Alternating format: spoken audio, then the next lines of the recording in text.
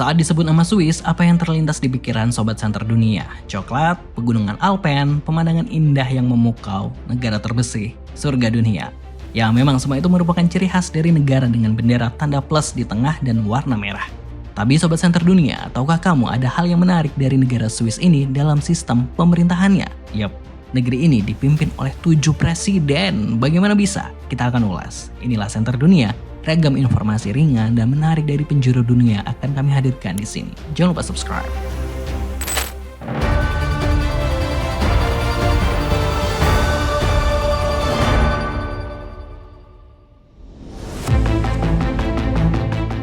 Pada dasarnya, Swiss ini merupakan negara dengan sistem pemerintahan demokrasi langsung dan federalisme, yang artinya demokrasi langsung pemimpinnya dipilih oleh rakyat dan federalisme berarti negara tersebut terbagi dari beberapa negara atau di Swiss disebut dengan kanton.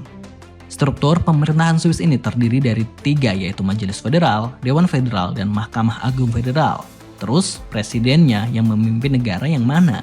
Oke, sini kita bahas. Jadi negara Swiss memiliki Dewan Federal yang memiliki 7 anggota di dalamnya. Federal ini merupakan pemimpin tertinggi di Swiss, yang mana dari 7 anggota tersebut dipilihlah 1 orang yang akan menjadi presiden konfederasi dengan masa jabatan 1 tahun dan akan dilanjutkan jabatannya oleh pihak kedua tertinggi dari 7 orang tersebut. Nah, makanya Swiss dikatakan punya 7 presiden karena Dewan Federal sebagai pemimpin negara memiliki 7 anggota.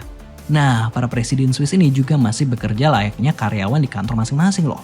Ada beberapa alasan mengapa Swiss memakai sistem pemerintahan ini. Karena alasan tradisi federalisme dan konsensus yang mana Swiss memiliki banyak sekali kanton yang terbagi-bagi.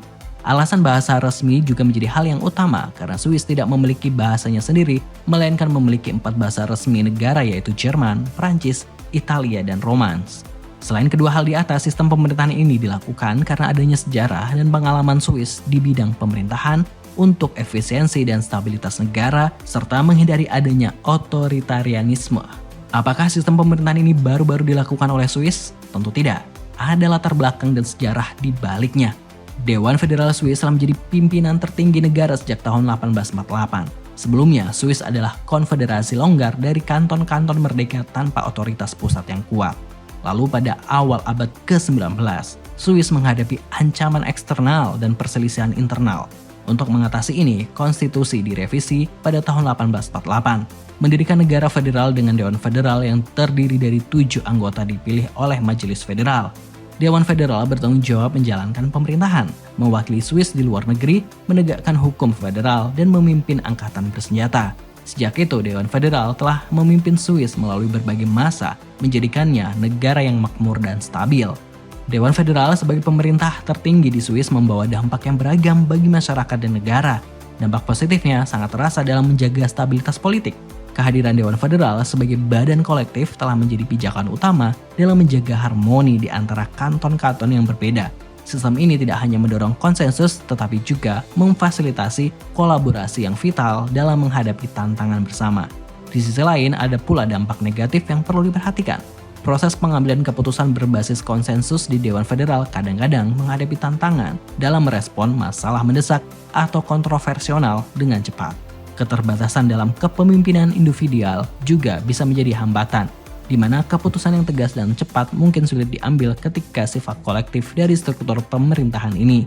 Secara keseluruhan, Dewan Federal memegang peran krusial dalam membentuk karakteristik politik dan sosial di Swiss. Dampak positifnya yang signifikan dalam menjaga stabilitas dan efisiensi pemerintahan sejalan dengan tantangan yang dihadapi dalam pengambilan keputusan dan integrasi sosial. Dengan pemahaman yang lebih dalam tentang dinamika ini, Swiss terus berupaya mencapai keseimbangan yang optimal untuk keberlangsungan masyarakat dan negara mereka. Nah, itu tadi Sobat Center Dunia, fakta tentang Swiss yang memiliki 7 orang presiden. Nah, menurutmu, apakah efisien sistem pemerintahan seperti itu? Coba komen di bawah. Temukan fakta menarik dan informasi dari dunia lainnya dalam Center Dunia. Pastikan kamu subscribe. Wassalamualaikum.